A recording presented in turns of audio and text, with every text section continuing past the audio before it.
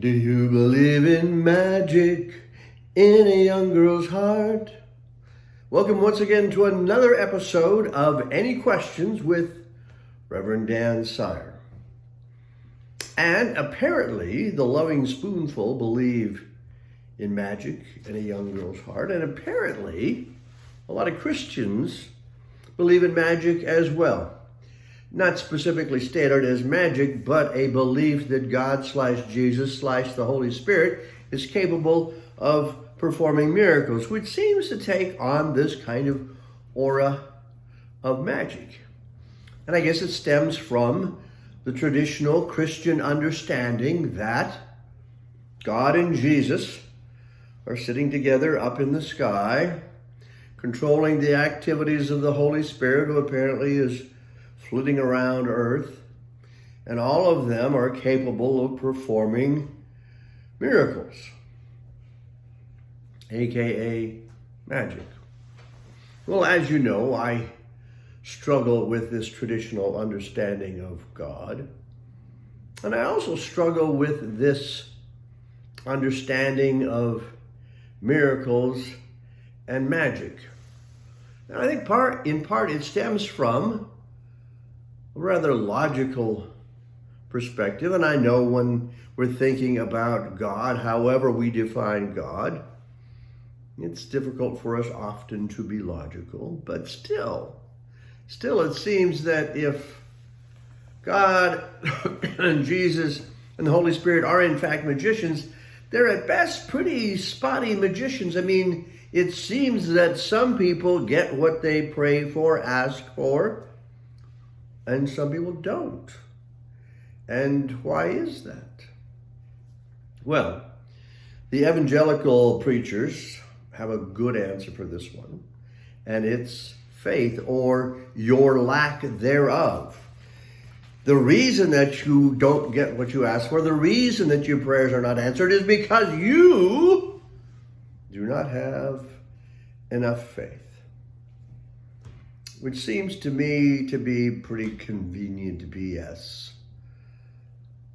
I mean, after all, if that were the case, then who in this relationship between you and God has the power? The almighty, omnipotent God?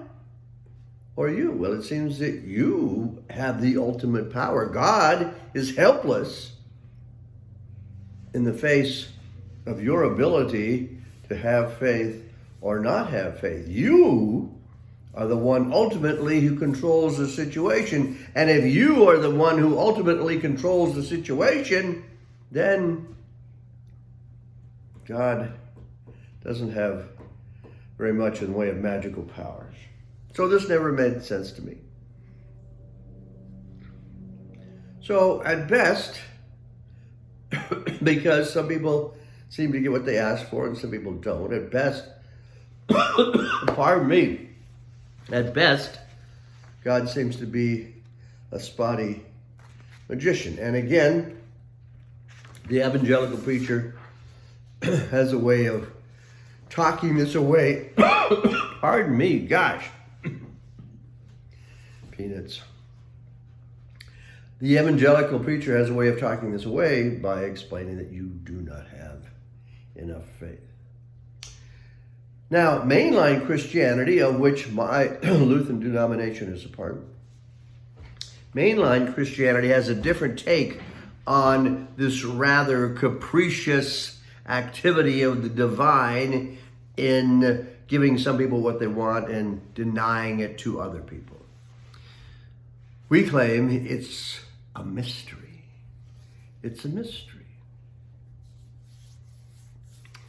But that's troublesome to me as well. And actually, it's more troublesome to me because you've got, let's say, a rich but faithful jerk who's driving his Hummer and praying for a parking place. I don't know where this came from, but it used to be a lot of people who are praying for parking places. But prays for a parking place, and lo and behold, his prayers are answered, and he finds a very convenient parking place for his Hummer.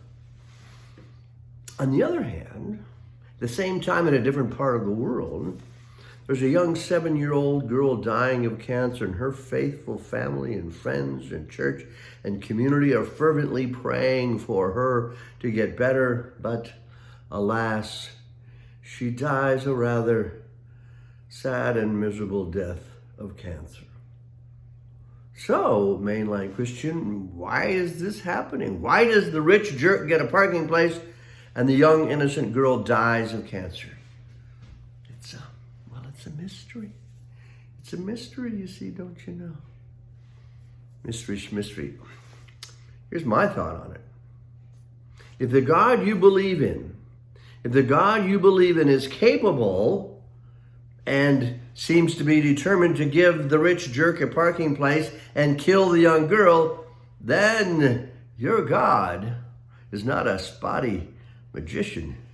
Your God is an evil bastard. Or evil bitch, depending upon which gender you wish to assign to the divine. So, I struggle with magic and miracles in our talking, in our discussions of the divine.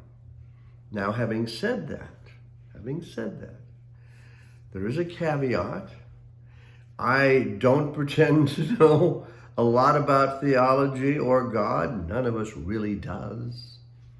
And if God, as we have defined it here, is the power of creative force in the universe, then that power of creative force is capable of doing a lot of things that exist beyond my feeble understanding.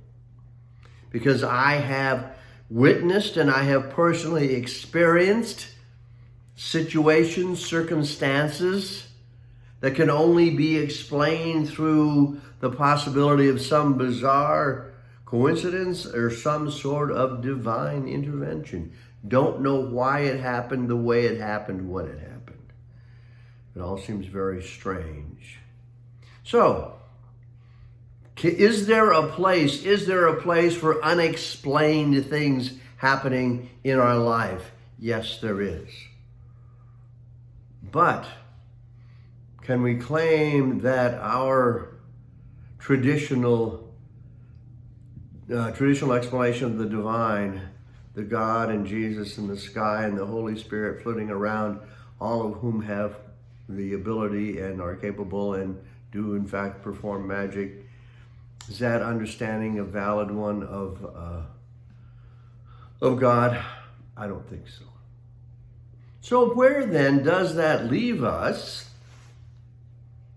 in our relationship with the divine, however we define it? Where then does that leave us specifically in terms of prayer? That's a good question.